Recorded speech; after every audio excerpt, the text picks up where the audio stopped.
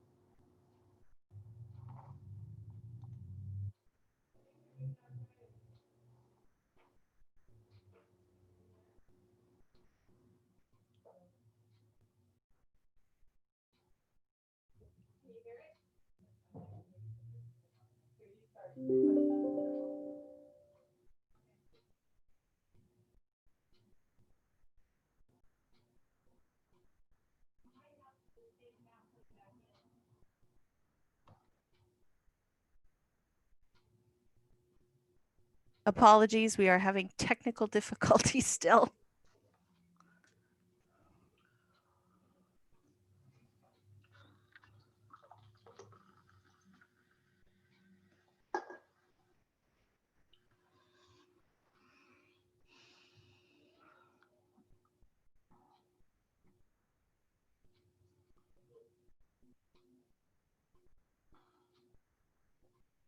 I don't hear anything.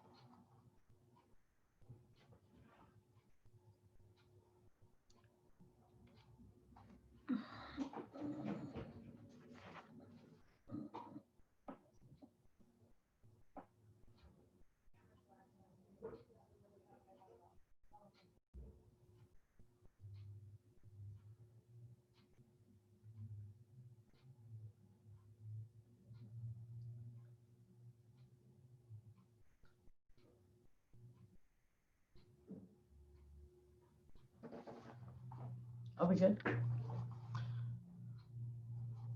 Cliff, can you hear us?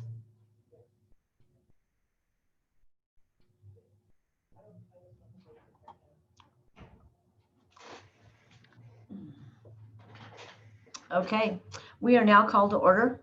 Roll call, Monica. Councilman Wickenhagen? Here. Councilwoman Matson? Here. Councilwoman Vargas? Here. Councilman Peterson? I can't hear you, Cliff. You're gonna have to raise your hand.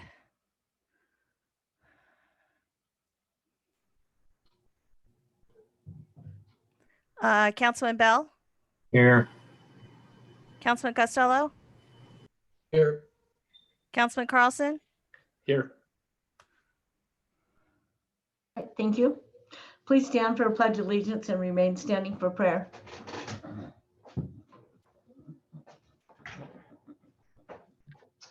I pledge allegiance to the flag of the United States of America and to the republic for which it stands, one nation under God, indivisible, with liberty and justice for all.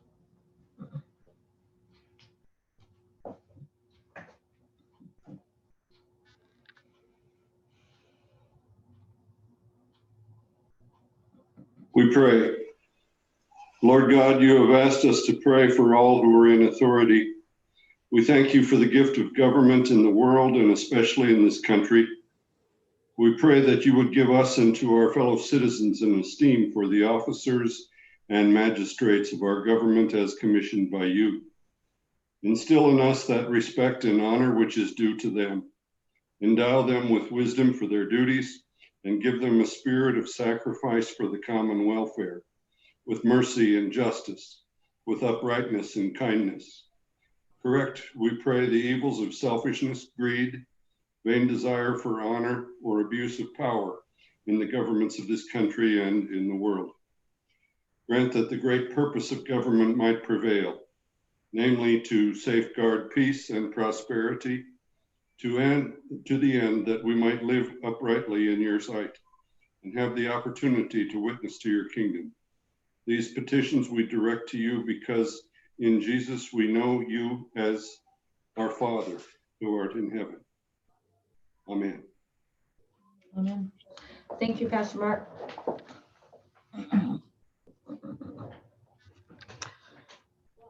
Agenda changes. We're adding N3, resolution reenacting and extending the previously enacted temporary suspension of the requirements and enforcement of SMC 10.34.020 off-street parking spaces. Table 31-1, restaurant land use for existing businesses who choose to expand or establish outdoor eating areas. Public appearances, introductions, and presentations.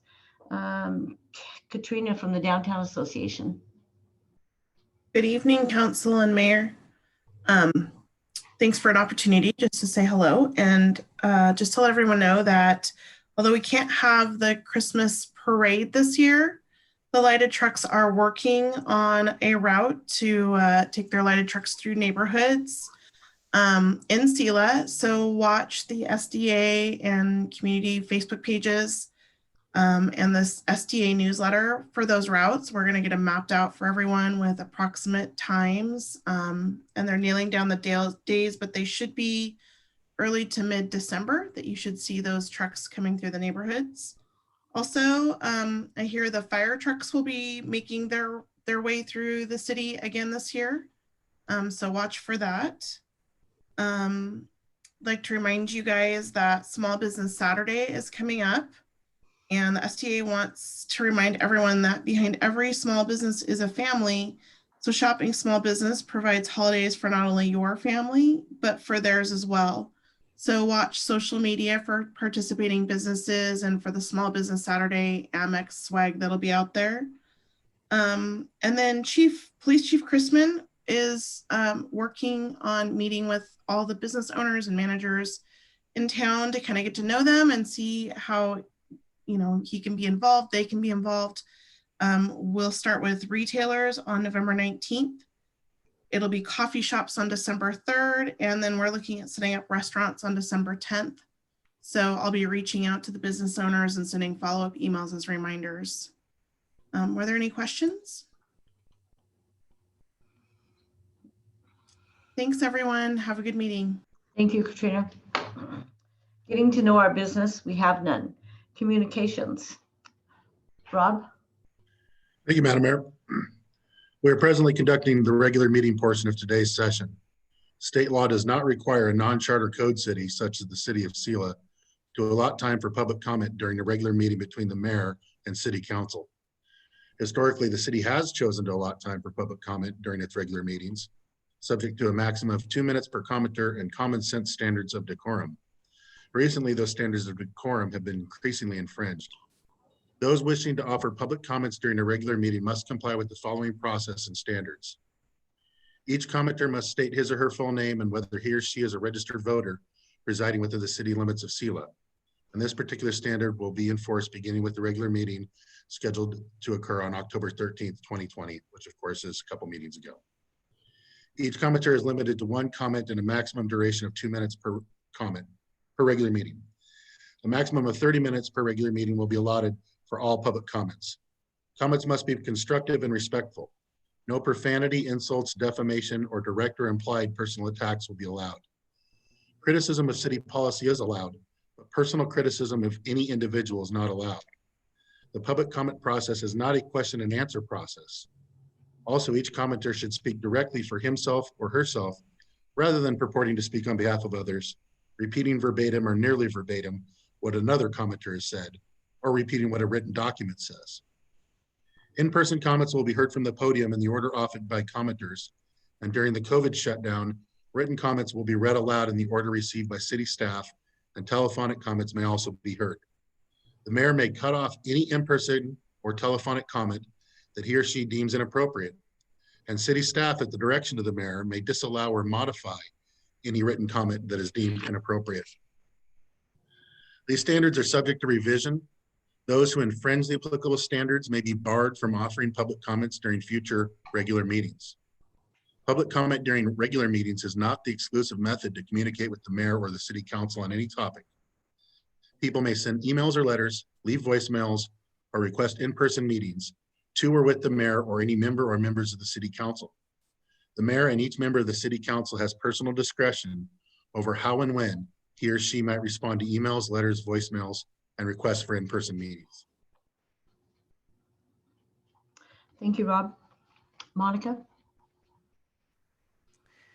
There were 12 comments submitted via the online portal on our website, and none of which will be read aloud. Thank you. Written, we have none. Proclamations and announcements, we have none. Consent agenda. All items listed with an asterisk are considered routine by the city council and will be enacted by one motion without discussion. Should any council member request that any item on the consent agenda be considered separately, that item will be removed from the consent agenda and become part of the regular agenda. Madam Mayor, Yes. move that we move N2 and N3 to consent agenda. N2 is already on the consent agenda, and you want to move N3 on the consent agenda? I do have a question on N3 I'd like to pose. Okay. Okay, so N2 is already on the consent agenda. Kevin, do you want to approve it as it is with, Russ has questions on N3. I move to approve the consent agenda as presented. I'll second. Okay. We have a motion to approve the consent agenda by Kevin, a second by Cliff. All those in favor, raise your hand. Opposed? Thank you. I abstain, Madam Mayor. Pardon me? I abstain. Okay. Thank you. Monica, will you please read the consent agenda? Approval of minutes, October 27, 2020 council meeting. Approval of claims and payroll. Resolution N2, resolution authorizing the mayor to sign a legal advertising contract with the Yakima Herald Republic for the 2021 calendar year. Thank you. Madam Public, Mayor, I have a question. yes. Typically, by tradition, we have an understanding that when a council member recuses himself or herself, he has a reason. I'd like to hear that. Okay. Russ, can you? That's not true, and I don't need to give a reason for my abstention. Okay.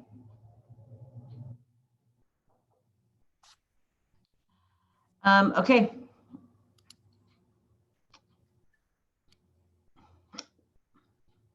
Rob, do you have any say on that? With regard to what is a tradition, I can only really opine as since I've been on board, which is September 11th of last year. Mhm. I don't recall any abstentions until today and perhaps the meeting immediately prior to this, or maybe it was 2 meetings ago. Okay. It seems like a relatively new thing. Okay. I think council members do have the right to abstain, but I guess you don't want to state a reason, Russ? Okay. Okay, so for the record, he was shaking his head no to indicate. Yeah, no. reason. Frankly, I'd have to go read Robert's Rules of Order on this topic to see if you really need an answer on it. Perhaps we could table that until the next council meeting, and if it proves to be necessary to state a reason for abstention, Russ could state his reason then. Okay, all right, thank you.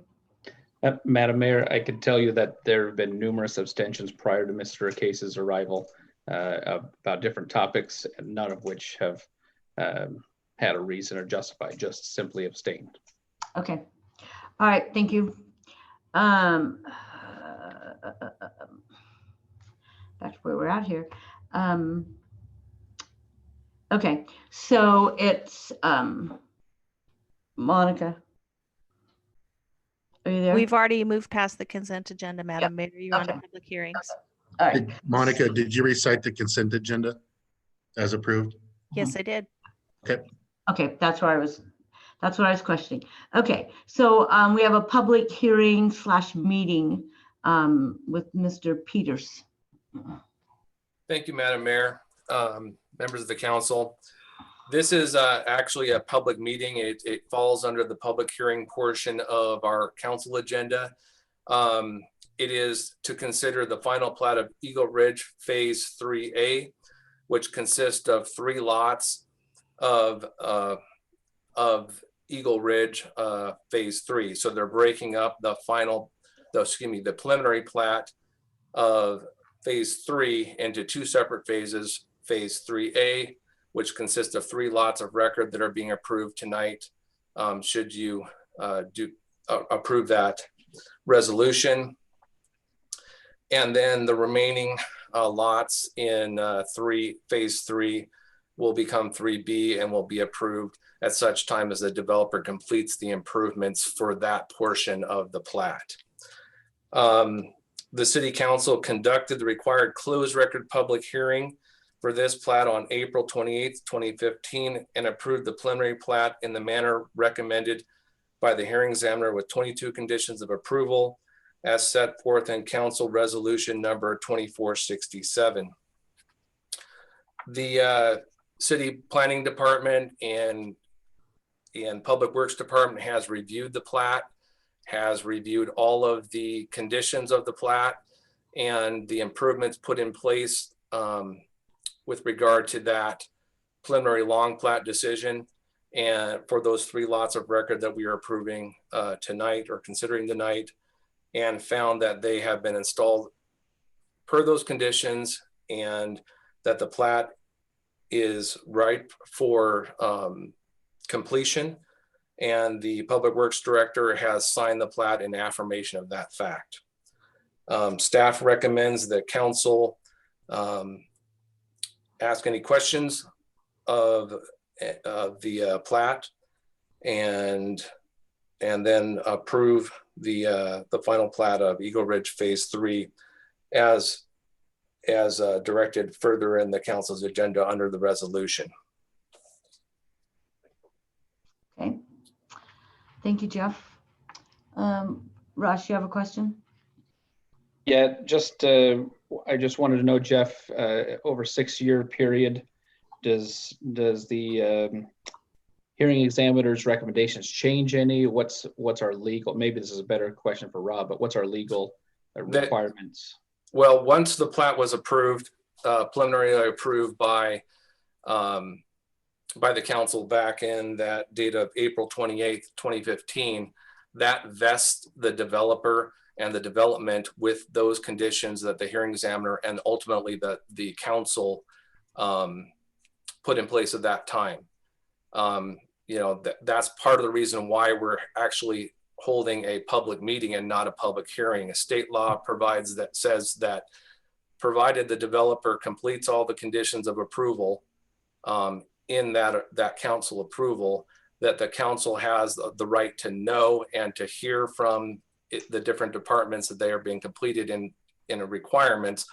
They cannot hold up or deny approval if they meet all those criteria. If say for example, a developer does not meet those criteria, or there's some discrepancy in that final plat conditions of approval, that a department may bring up or something like that, then the council could deny approval on that date until such time as those conditions were met. Gotcha. You actually answered a bunch of my questions, so thank you. Okay. Is there, my last question then would be, is there, can you put could a developer come back in 100 years and, you know, the grandson of a grandson and who owns this development and follow that? No, there is a provision in state law. I can't remember the exact time frame because of COVID-19 and other issues that occurred about 5 years ago. The legislator has changed the time frame. It used to be that a developer had 5 years to complete their final plat or it was dead.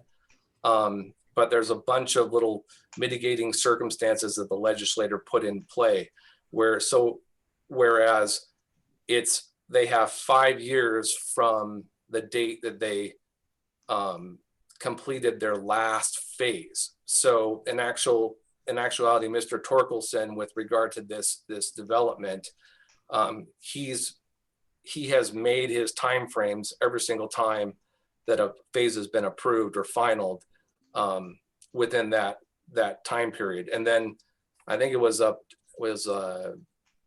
or 3 years ago, the legislator increased that time frame from 5 to 7 years because there was a whole lot of developers out there that were struggling financially because of the downturn in the housing market.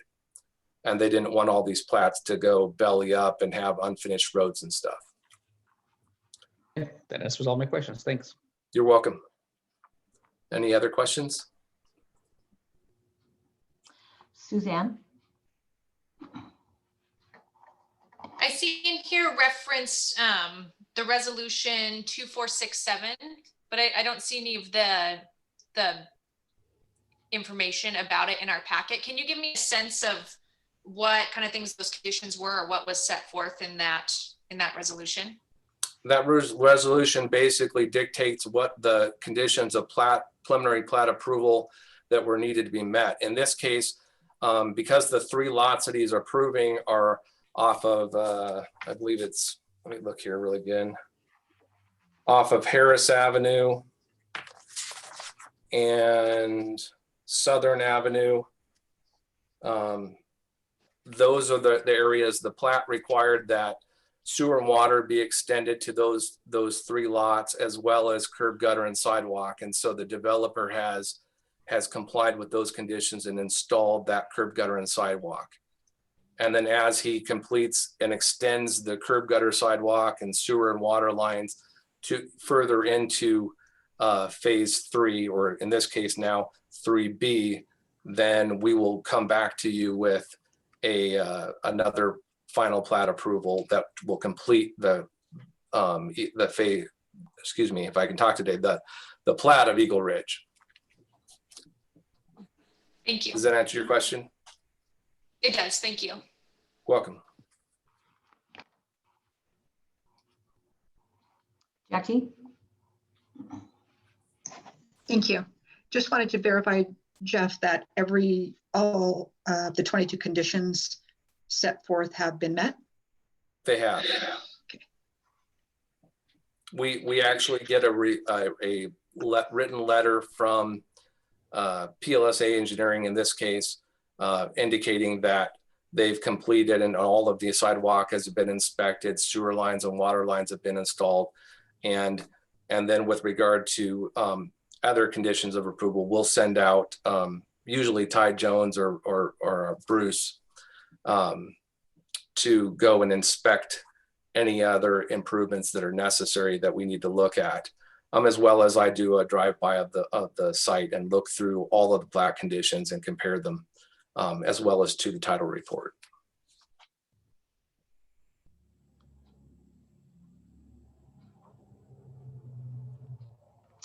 Do you have any other questions from council members?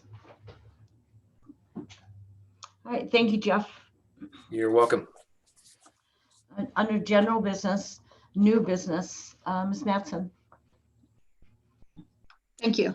I just wanted to give a quick update on the student representative.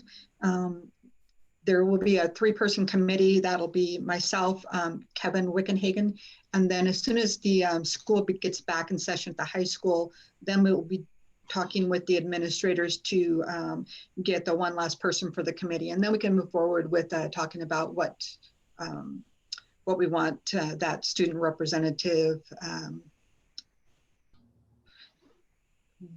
how we want that to be laid out for what they need to do for us. And then we'll also work on the application. So just a quick heads up on that. All right, thank you. Rob? Yes, Madam Mayor. While the council was just handling some other business, I did some crash research here on the Roberts Rules of Order and through the MSRC website and also through our own municipal code. I do not have our entire municipal code memorized yet. We'll probably get there at some point. But I do see that section 1.06.250 entitled voting abstention says in relevant part, in the event a member abstains from voting, that member shall announce his or her intention to abstain and reason for abstaining. So I do think that there is probably a necessity, Councilmember Carlson, for you to articulate a reason for your abstention. Are you willing to do so? I'd like to know if there's a reason we've decided that now we're enforcing this.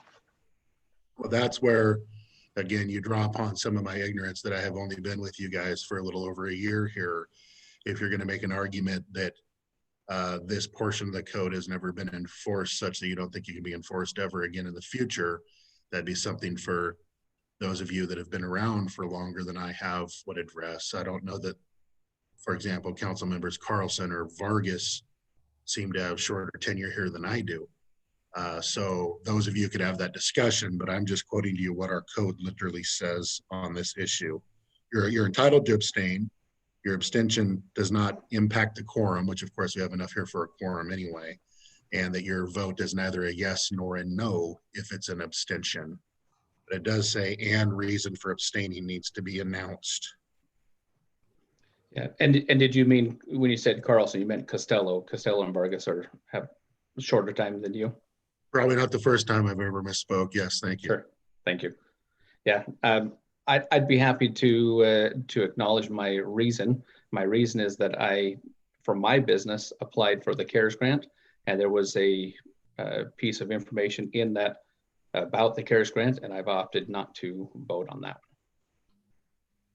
Okay. Okay, thank you. Old business, we have none. Resolutions, Mr. Peters. I'll be very short as we've talked about this next piece quite a bit. This is the actual resolution allowing the mayor to sign the final plat of Eagle Ridge Phase 3A. And staff again is recommending that the council approve that in accordance with state law as the developer has met all the conditions. And that's all I have. Thank you. Madam Mayor, move to approve. A second? Okay, we have Russ did you move to approve? Okay, we have a motion to approve by Russ, a second by Jackie. Roll call, Monica. Councilman Wickenhagen, Yes. Councilwoman Mattson, Yes. Councilwoman Vargas, Yes. Councilman Peterson, Yes. Councilman Bell, Yes. Councilman Costello, Yes. Councilman Carlson. Yes. Madam Mayor, it's unanimous. Thank you. In 3, Mr. Wayman.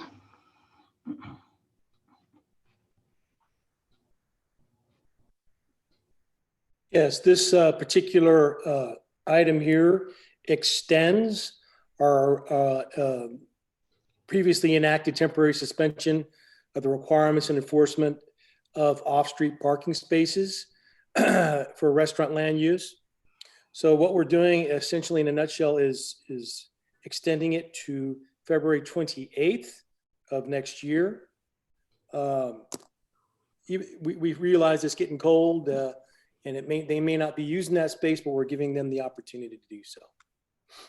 And this is per our discussion 2 weeks ago. I believe Councilmember Bell brought this up. Thank you. Russ, you have a question? Yeah, my only question is are we able to extend this to all businesses? The same guidelines of where they see fit that they can use this the same parameters. Well, I would opine that we could extend this to other businesses.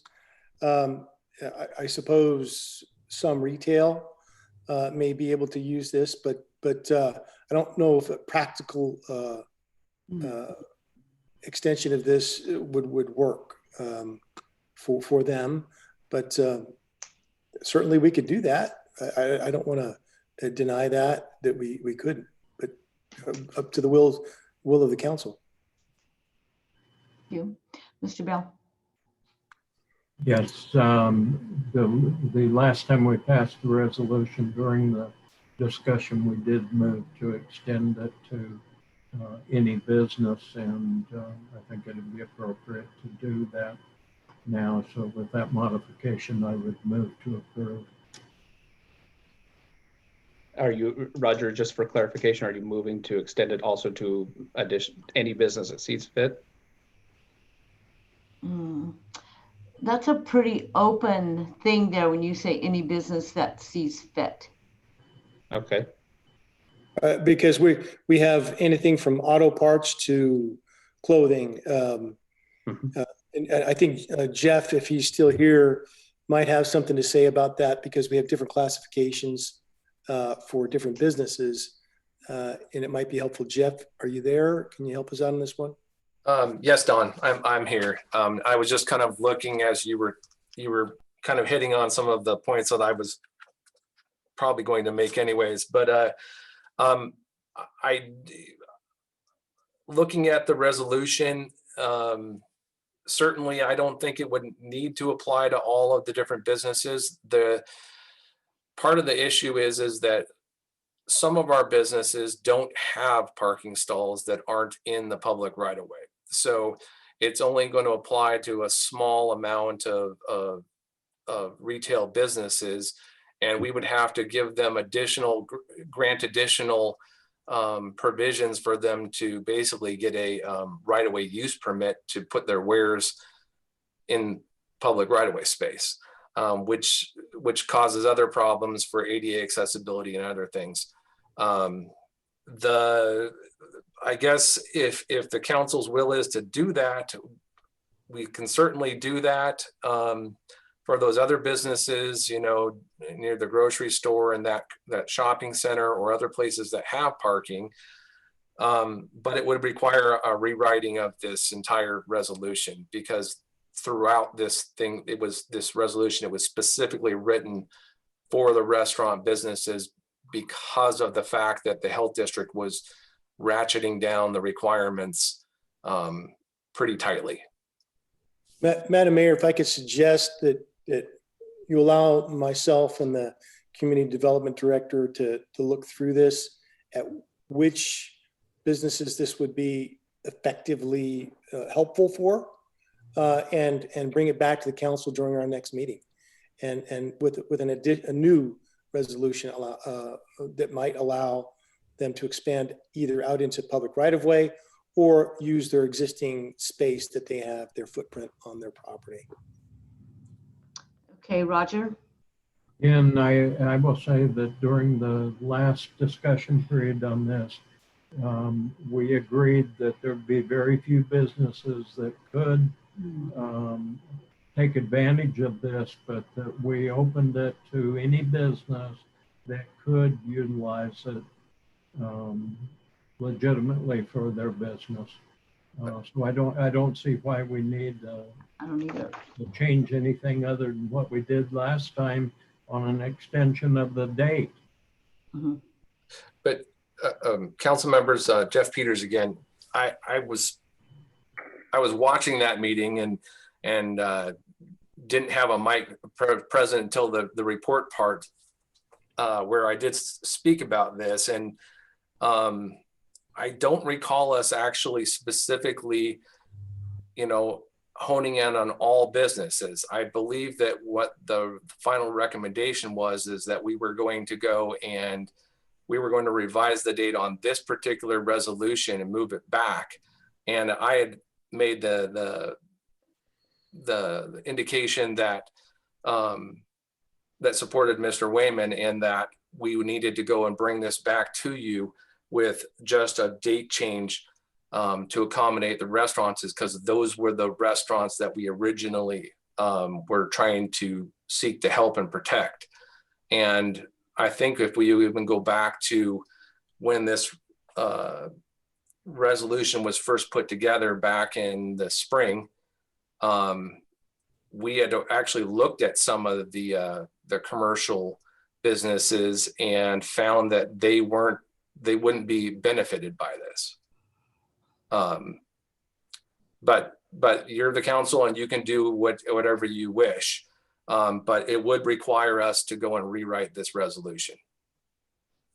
Yeah.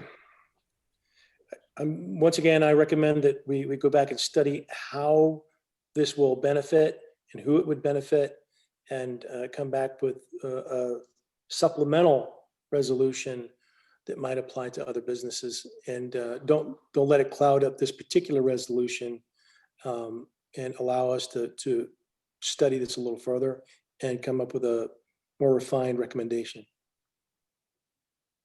Rob? Consistent with what Don was just saying, my suggestion would be the following. If the council is going to be inclined to extend this as to restaurants, perhaps the council just takes that action today in regard to the resolution in front of you, and then an additional resolution, if possible, can be worked up for other businesses and brought forward to the council next meeting. So the restaurants are not left somewhat in limbo. They currently are somewhat in limbo because the suspension that the prior resolution granted them has sunsetted. Now, although on the record at the last council meeting, I told all those restaurants to rest easy, we would not be taking any enforcement action against them. I think if the council is inclined to want to do this for everybody, not just businesses, maybe we do it as to businesses today without further delay, and then come back next time and consider if there is something applicable that would be logical for other businesses. So that's my suggestion. Okay, thank you. Cliff?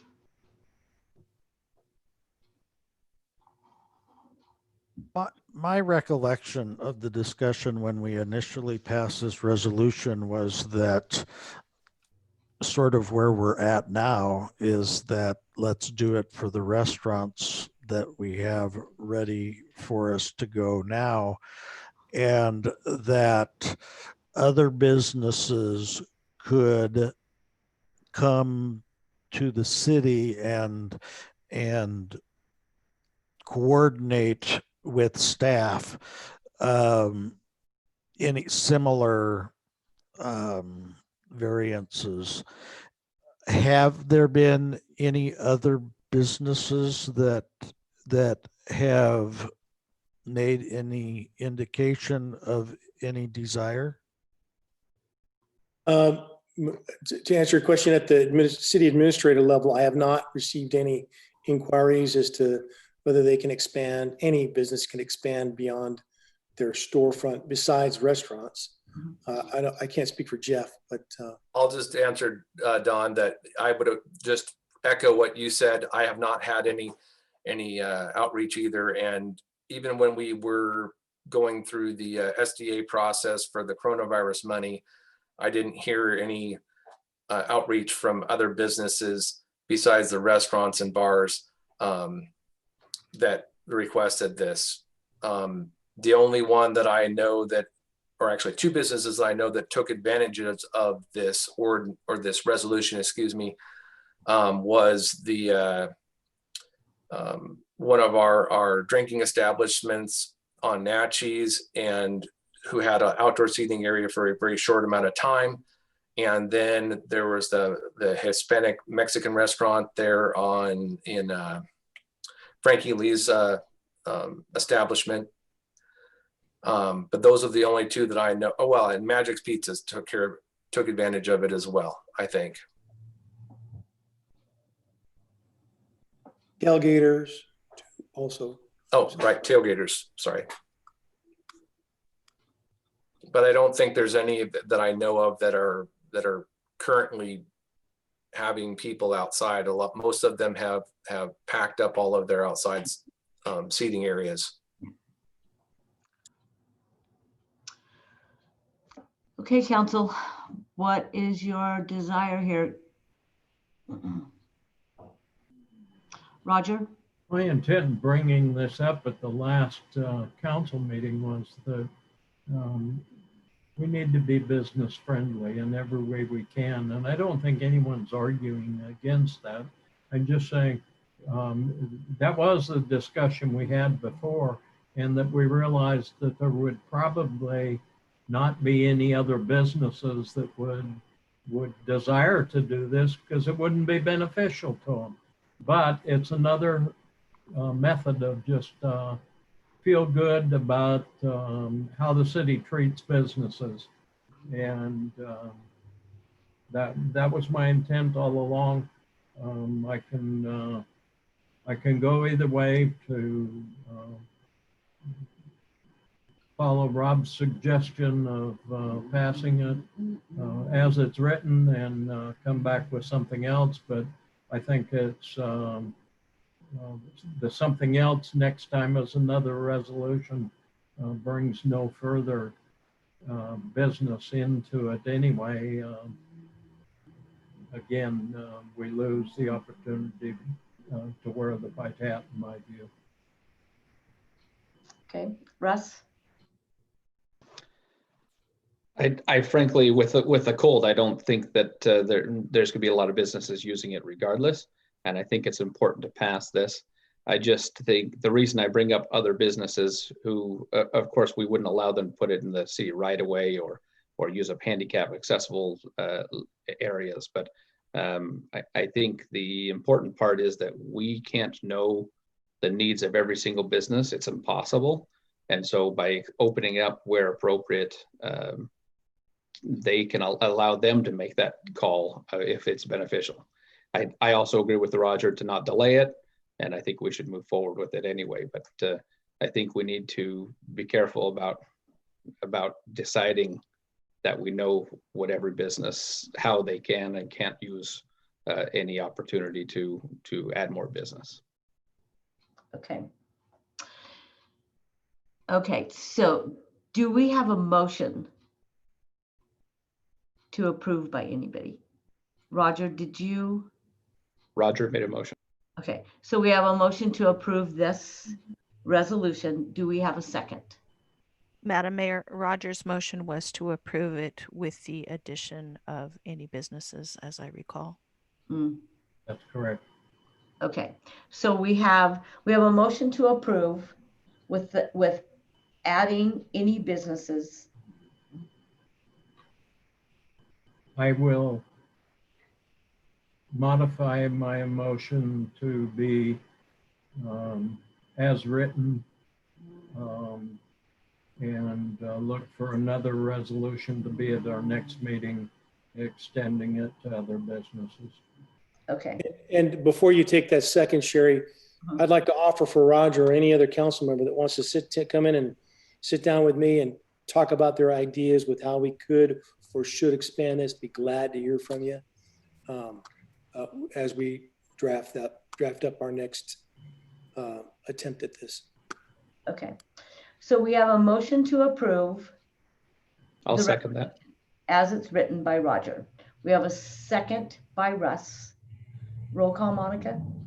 Councilman Wickenhagen, Yes. Councilwoman Mattson, Yes.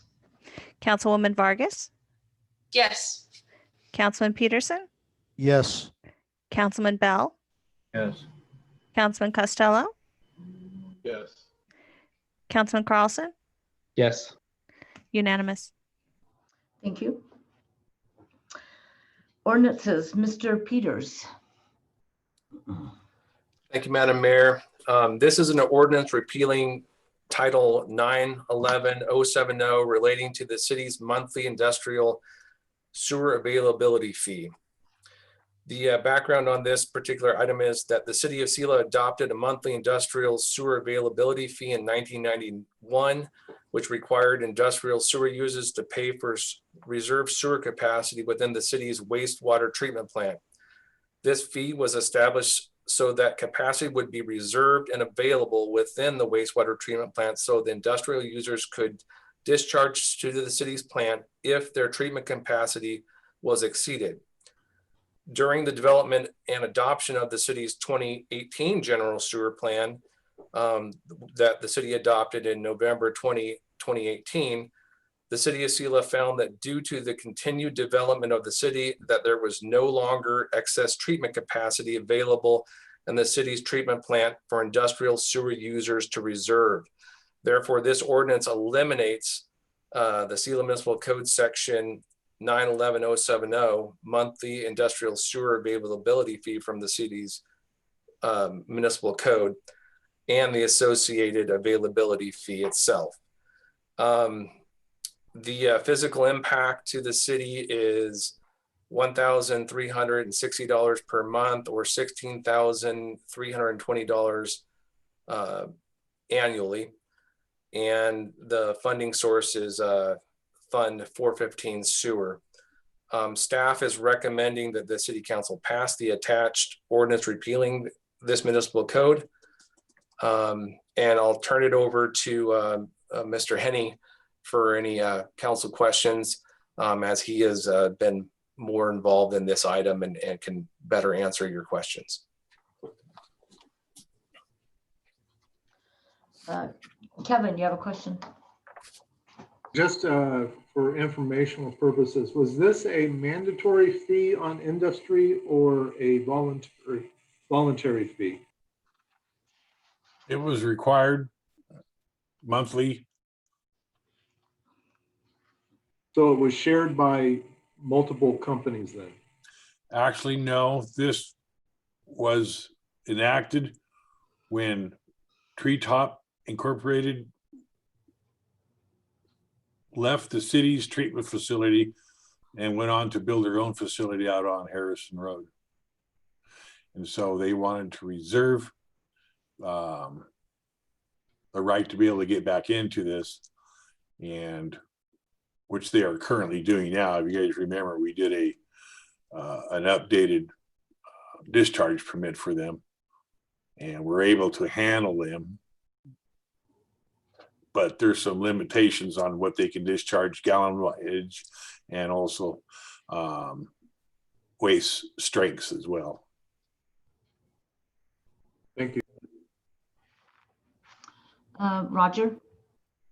Yes, Joe, does this mean that in the future, if Treetop or any company needed to discharge into the city, that we would be able to say we don't have the capacity, or would it be on a capacity basis? I guess is what I'm asking.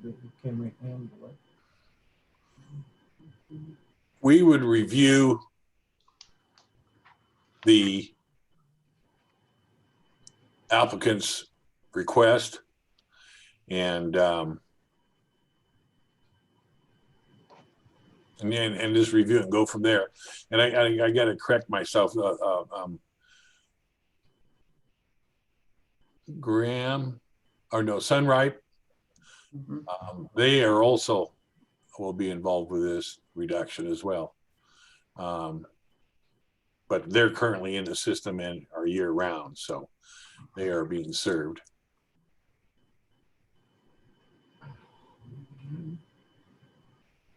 But yeah, we would have to do an assessment. We just have to do an assessment and see how long, what we can do, and where we can place them. I mean, the treatment plant is where we were putting Treetop last year. This year we moved them into the pre-treatment lagoon because we believe that we can get better dilution and accommodate their needs a little better. But we'd like to see Treetop make some improvements out at their facility out on Harrison Road. And I'm going to be meeting with those guys in the next few months to come up with a plan to discuss that with them. And I've put them on notice that we'd like to do that.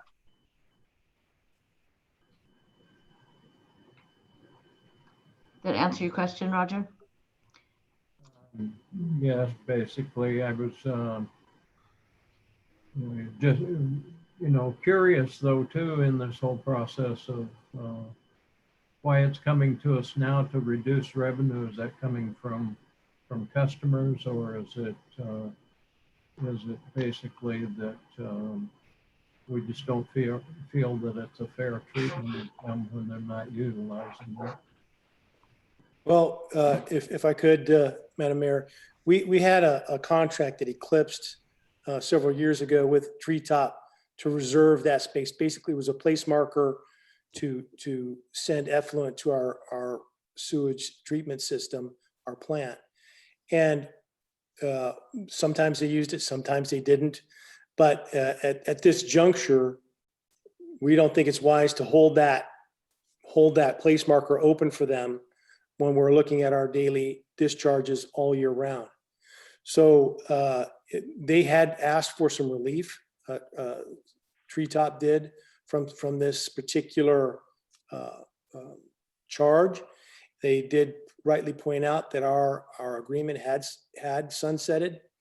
And as we looked at it, we realized that it really is not a good deal for the city to continue taking this revenue in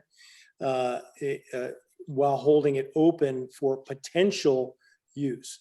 So what Joe is saying is that we may be in the position of accommodating their excess effluent that they need to send to us, and we'll mark and try to understand how much, what the strength of their effluent is, and charge them appropriately as they use it, rather than leaving a reservation space every year for them. It really wasn't efficient for us, and it isn't efficient for Treetop.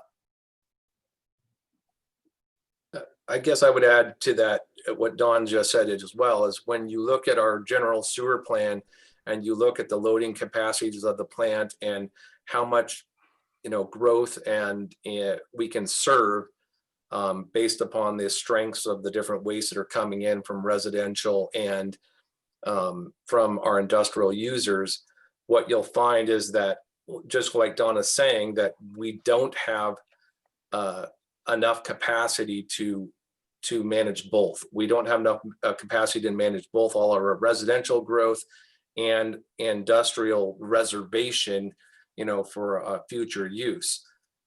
So that what that means is that either if you want to accommodate industrial growth in the future, you're going to have to look at some major plant expansions in the future to accommodate that higher strength waste, just to be able to keep your residential growing as well. And what we're saying is right now we have enough capacity in the plant to handle our current growth, but just not with additional industrial users reserving space in our system.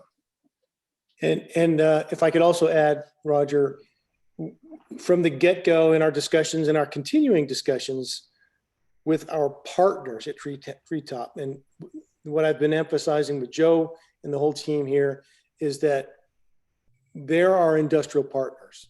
We don't want to treat them as second-class citizens in our system. They are not. We need to find ways to accommodate both residential growth as well as industrial capacity growth. We don't want to stifle Treetop, Sunripe, or any other company that we are tied at the hip here, joined at the hip here. So we're looking at different solutions on how to best accommodate all of our customers to include industrial. And Jeff touched on it. We are coming into an era here where we're going to have to look at expansion of our wastewater treatment plant in order to accommodate both our growth, our wonderful growth, and our industrial partners. So I think before this particular mayor's term is up, this council is going to have to tackle that challenge on how we're going to expand our sewage treatment plant. And I'll add our potential to produce potable water. We may, and Mr. Henney has mentioned it to me, be stepping into actual water treatment from some of our shares from Taylor Ditch in order to accommodate the needs of the city as it grows. So those are two big items that we're fast approaching. I didn't think it would hit us this year. I thought maybe we'd be talking about it maybe in the out years, but our growth and industrial strength is there, and we're going to need to find ways to accommodate it. Thank you. Mike, did you have a question? I did. I was just curious, how often do these businesses actually have to access or have an overflow throughout just on a regular year? Well, the only one that does that now is Treetop, and they have an agreement with us from November through March, and that's during the winter months, and that helps them control the amount of flows that they fill up their lagoon out on Harrison Road, and therefore to help them mitigate any odors. Thank you. You're welcome. Russ? A lot of my questions were answered. So my only question really is, has there just been an agreement to keep this going from 2018 when we adopted our general sewer plan, when we identified that we didn't have that capacity? We identified that we didn't have enough in 2018, if I read this right, and we've continued to charge when we didn't have the space. Is that correct, or did I misread that? We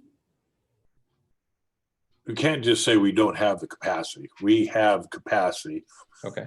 But the capacity has been exceeded periodically when Treetop has been discharging to us this, and our agreement has controls in it. You know, I just got a report today from the treatment plant operator about what is going on, and so I need to be in contact with Treetop about some of that.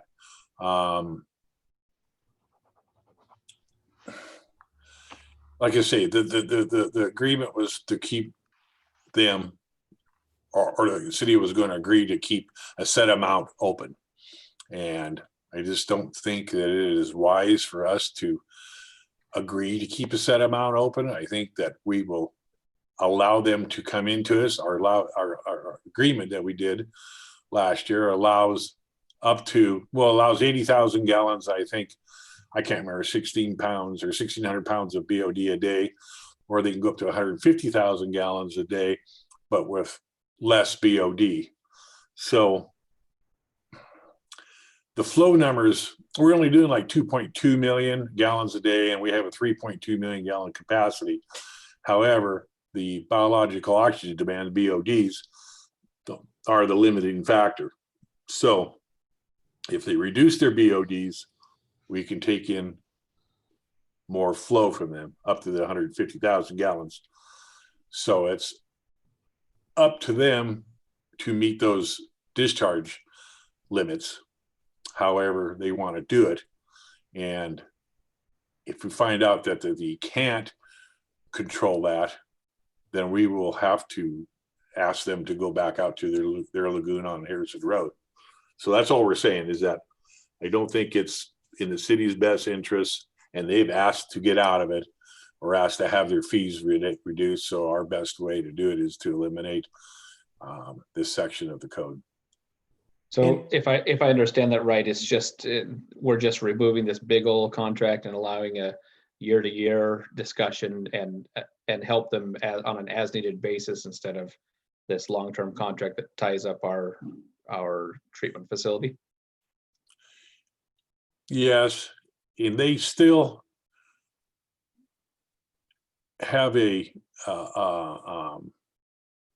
still paying us a discharge amount to cover. So there were several parts of this thing. When they left, the city said, okay, we're going to lose our utility tax based on their sewer discharge amounts. And so the city said, okay, I can't remember the percentage, but they got to pay for this offset of utility tax that we were losing. So that was one component of it. The other component was to have them pay us, and that 1360 can vary a little bit depending on flow, that to retain adequate plant capacity. But, you know, that thing was done, like I say, 20 years ago. And so things have changed, and we just don't want to keep that in there, and they're agreeable to it. So we just want to eliminate it and treat it on a almost a daily basis, because we take BOD samples throughout the week, and they take 5 days to cook in the lab. And so we just kind of are following that, and we'll be in contact with them on how things are going, and they'll need to adjust. And so that's just how we want to do it. And this fee was never charged during the months that they discharged to us anyway. It was only in the off months, or the off season, however you want to put it. And we will continue to work with Treetop. Things like sending us cooler wastewater would help us a great deal. If it comes to us too hot, it can't get processed and sent out to our effluent ditch. It has to have certain temperatures. So we're going to work with Treetop to find the kinds of solutions that make it easy for both the city and Treetop to do business and meet with all of our ecological requirements. Great. Sorry, Jeff Peters again. A great way to think about this is if the water treatment plant is a giant bucket, let's say, and it's getting close to the top, you know, as for its capacity wise, and you can continue to take in and fill that bucket up. And then somebody else is going in saying, okay, by the way, I'm going to go out and drop a big rock in the bottom of the bucket and displace all of that capacity or waste. That's what Treetop was basically, this agreement was doing. It was saying, hey, we're reserving this portion or this capacity of the plant to treat our waste, thereby, and we have to account for all of that, you know, through the Department of Health and ecology and everything, and show that we're not exceeding our treatment capacity numbers, even if we're not actually physically using that. So we can't sell or give away to you know, with a fee or whatever to another industry that which we don't have the capacity to give. And so we're just eliminating that charge because we don't have that ability anymore. Move to approve. I think Cliff has a question, Roger. Okay. Well, it was 30 years ago. I was on council when I was going to say, you were probably here during some of that time. Yes, at this point, I was on the council and Joe was the pup. As I recall, and like I said, 30 years ago, my memory doesn't necessarily remember all of the details, but part of the problem when Treetop was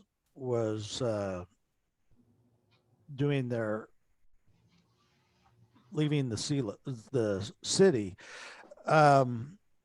was that all of their discharge was not metered, and so we didn't know exactly how much and when they were discharging into the city system. You're talking now about flows and things that of all of those problems been resolved, or yeah, we know how much they're discharging to us. We've got a flow meter down in the pretreatment facility. We required Treetop to put in a discharge flow meter on the connection that they have to our system. So and a monitoring station. So they're taking waste samples themselves and are independently taking these BOD tests, and we compare, just make sure that we're getting kind of the same numbers. Like I say, it's the flows can fluctuate. It's all based on strengths. There's certain amounts of strengths that we have limits on. And another problem is equation. We're going on almost 4 years now that ecology is behind on issuing our discharge permits. So it's tough for us to figure out where we're going with some of this stuff. Yeah. That touches on the other question that I had was that, as I recall, our wastewater treatment, the biggest concern is aeration rather than with the actual volume. Does the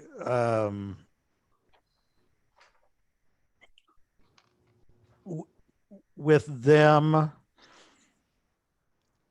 I guess it's not directly involved with this resolution and repealing of the ordinance, but with industrial waste that we have with the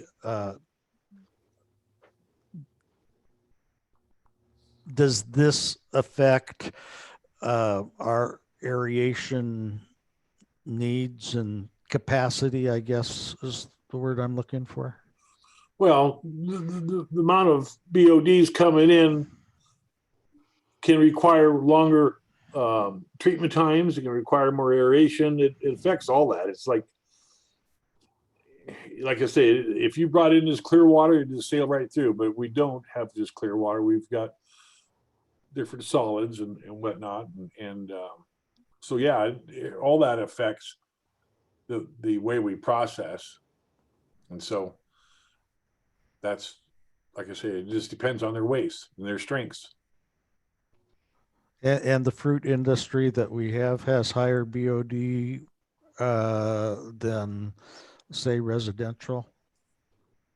Yeah, because the amount of sugars and stuff that they're putting out in their discharge requires more aeration and treatment than domestic sewage. Thank you. You're welcome. Suzanne? I'm just looking for clarification. I believe Mr. Henney said that this fee was charged only during the off months. On our paperwork, though, it indicates the 1,360 for a total of 16,320 a year, which would indicate it's charged all 12 months. Could you clarify that for me? No, you are correct. I was leaving on vacation a week and a half, 2 weeks ago, and I asked Jeff to put this together for me, kind of went over the parameters. But yeah, it is a, there are 5 months that they can discharge. So there's 5 months over a 2-year period that fee is not charged. So it's 5 months, or actually 5 months a year. So yeah, the monthly amount's correct. The annual is off slightly. Okay. It's more like 10,000 something or other. Thank you. You're welcome. Good catch. Okay, so we have a motion to approve by Roger. Do we have a second? I'll second. I'll second. Who was the first second? Kevin? Oh, Cliff? Okay, so we have a motion to approve by Roger, a second by Cliff. Roll call, Monica. Councilman Wickenhagen, Yes. Councilwoman Matson, Yes. Councilwoman Vargas, Yes. Councilman Peterson, Yes. Councilman Bell, Yes. Councilman Costello, Yes. Councilman Carlson, Yes. unanimous. Thank you. Thank you. Public appearances, we have none. Reports and announcements. Mr. Henney. Oh, like I said, I was gone quite a bit, well, all last week and half week before. But we have I told you we were going to start our well 7 rehab project, and I don't know, it seems like I just can't catch a break on some things. Again, the contractor has stated that some of the well pumping and controls that they've ordered have been delayed. And of course, they're blaming everything on COVID and manufacturing. They believe they'll start next Monday back up, so we'll see where that goes. We got the gazebo up at Volunteer Park. The slabs all in, and the steel frame and the roofing structures up. And we backfilled up to the concrete and put grass seed on it. We'll see how it goes. The walkway from the pathway to the gazebo is gravel for now, and it'll probably stay that way because I think we're gonna just asphalt it in the spring. I'm closing out on 3 projects. I'll probably be bringing these to you at the next council meeting. And one is the West Goodlander TIB improvements, sidewalk and road widening and overlay. The second one will be the East Goodlander Road. Again, both those contractors have signed off on the final pay estimate, so we'll be closing that out. And in the Taylor Ditch Pollution Control, the contractor there has also signed off on final pay estimate. And so I'll probably be bringing those 3 projects back to you guys. So be ready. I think sounds like we're going to have a fairly loaded up meeting next month or next meeting. Thank you. You're welcome. Mr. Peters. On the side of planning, we're going to be bringing to you, I believe it's at the next meeting, the plan development of Hillside Estates. That's a preliminary plat approval that the hearing examiner approved back in spring, just after COVID-19 hit. The developer has finally got all of their engineering together, and one of the conditions of approval before we brought it to the council was that all of the engineering had to be brought in and reviewed and approved. So we have that now, so that'll be coming to you at your I believe it's your next meeting. Also, I believe in the month of December, we're going to be bringing to you our adoption of our 2015 building codes. Or sorry, not 2015, 2018 building codes, updating them from 2015. And that's a pretty standard procedure. We've notified all of our contractors that have master plans out in the building community that if they would like to utilize their master plans, that they need to bring in their permits now before we adopt these new codes. Otherwise, they'll have to be re-reviewed and approved. And we have a deadline by the governor to have those adopted by no later than February of the upcoming year. So we're just getting a little bit ahead of the game as best we can. Jeff, could you explain the significance to the council members of why it's so important for those construction contractors to get their plans in early? Yes, because the International Code Council updates on like a 2-year cycle all of the building codes. And so places like Washington State, we often do local amendments and things where we add to those codes, or if the International Code Council changes a particular construction standard, like in this state, the big one that's going to be hitting is the energy codes are increasing. So the amount of insulation that you have to put in a home is going to increase. Those R values will increase. Possibly the R value of the windows that you put in your home in a new home will have to increase. And although that does drive up the cost of things, because it's usually costs more to do more insulation and everything in these features of your home, at least in this state, it's believed that that's going to bring you energy savings on your gas and power bills. But if a construction contractor does not go in and bring in their codes at this, or their plans at this time, then once we adopt, 5 days from the publication of that ordinance, they'll have to go and have all of their plans or master plans that they have for their spec homes and things to be re-reviewed and basically pay twice for the same thing, because it has to be re-reviewed under those new codes and make sure they're compliant with the 2018 codes. Does that answer the question, Don?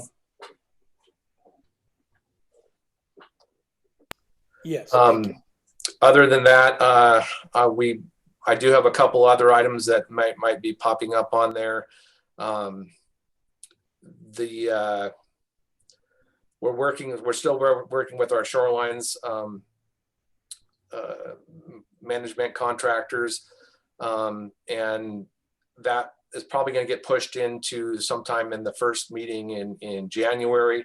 We will be having the hearing in the month of December, I believe.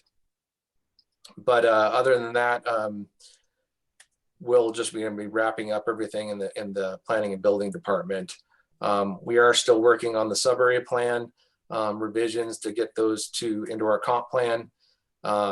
But because of COVID-19, that probably won't be coming this year or these last couple meetings. And that's all I really have at this point in time. Cliff, did you have your hand up there? I actually had a question for Joe. Last meeting, we had a report about wastewater and stormwater mix, and they were doing an emergency repair, and we don't have a budget adjustment. So does that mean that the repair isn't done, or it was in regular maintenance, or where are we with that? Sorry, update? Sorry, I forgot to bring that up. Actually, we lucked out. We took our Vector truck down there and was able to remove the soil through the Vector truck. It just sucks it out. And we opened up around the storm drain. We opened around our discharge pipe into the clarifiers, and we found a leak or missing. The concrete tile pipes are slid together. You know, there it is concrete. There's no gaskets, and they mortar around those. Well, a piece of that mortar had come off for whatever reason, just age, I suppose. And then the discharge pipe into the clarifier had a leak. And we were talking, and we've used it. We've seen it used in the past. We haven't used it, but Selah came down. And when we backfilled around that pipe, we stuck in some 1-inch conduits, and then they take a high pressure pump and they pump. I don't remember the stuff yet. It's kind of a 2-part mixture, and it goes in there. And when it comes in contact with the water or the leak, it kind of creates a plug. And so we installed 4 of these conduits into it, and then they injected this material for us, and we were able to seal it all up. And so we did it relatively easy. I had to buy, I think, 10 gallons of this material to replace what Selah has in stock. And the only thing it cost us was buying some of those inflatable ball plugs. So I think we spent, I don't remember, almost $6,000 on that. But we're going to be able to cover it, I believe, in our existing budget. So yeah, we got lucky. Thank you. Thank you. You're welcome. Chief Chrisman. Good evening, Council, Mayor, City Administrator. I'm on the west side of the state tonight, getting the last few boxes loaded up, and I'll be over back at work tomorrow, and looking forward to being at one location. The police department is is running pretty well right now, and we're starting to look at reallocating some duties to sergeants that have been kind of scattered around, but still trying to get my feet under me. But I appreciate those of you who've reached out, and I look forward to talking with those that I haven't met yet, and just establishing a good working relationship with you as well. Well, we'll be glad to have you located in our city. Me too. Safe travels home tomorrow or tonight. Madam Mayor, the pass has been closed all afternoon. So if he's coming back on Snoqualmie, he's not doing it tonight. It's been snowed in. Thanks, Joe. You're welcome. All right, council members, how about Mike? Any reports? No reports. Thank you. Kevin? No report. Russ? No report. Jackie? No report, Madam Mayor. Roger?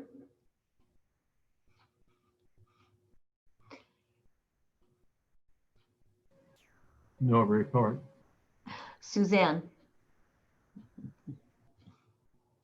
Well, I guess somebody has to break the chain, so it might as well be me. I just wanted to say thanks for everyone's work, specifically the Downtown Association and all the businesses that participated in the downtown trick or treat. I got to bring my kids through there, and it was so fun to have, you know, a little sense of normal in a year that doesn't have a whole lot of it. So thanks to everyone who participated and had something fun for the kids to do on Halloween. Thank you. Cliff? No report. Mr. Wayman? Want to get Rob first? Rob? I have no public report, but of course we will have an executive session. Okay. Madam Mayor, Yes. don't forget Teresa Morales. Teresa? I can hear you through the wall. Hang on just a second. We need to do a swap. Okay.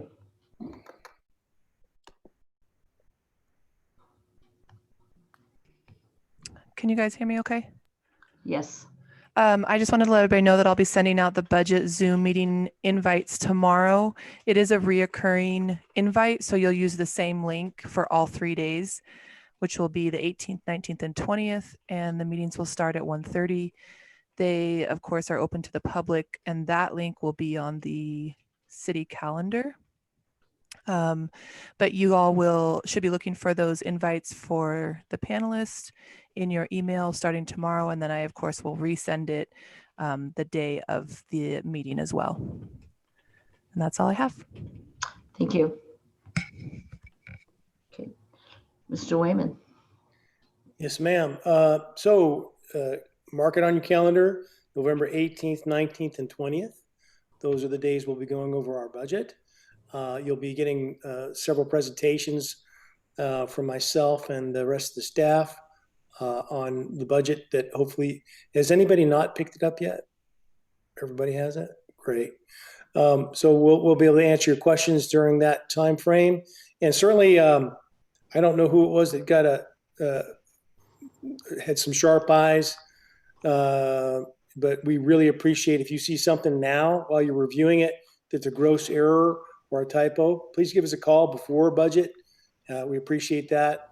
And we think we got most all of them, but invariably we'll miss something, and we appreciate your help on that. So we'll be looking forward to talking to you and presenting our proposed budget. That's all I have, Madam Mayor. Thank you.